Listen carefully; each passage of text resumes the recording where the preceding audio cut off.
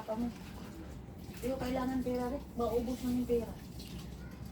Yan ang kasabi ko. Tapos sinabi ko kay Pangga, uuwi ako kung gusto ko. Titira ko kung titira ko gusto ko. Yan naman, maghiwalay kayo. Sabi ko kay Pangga. Pangga, ayun, hindi ko na yung makita sa akin. Ayun naman, kung makita ako, hindi naman ako kasama sa awin. Kapit bahay lang naman kami. At saka isa pa, ikaw yung kasama, hindi naman ako ah. Yun, kasi sinabi ko kay Pangga, kasi binata mo, mag-ano ka mo, ay hindi mo kaya. Yun ang pinagpang ka. Kaya ako mismo nagsabi ko, hindi chat na ako sa papa niyo.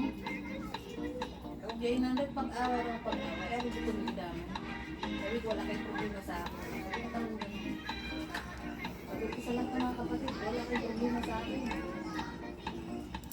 Yun ang kalamit na. Kasalamat ganito, di pa ngayon tumino. Ngayos ko yan, kasi para matay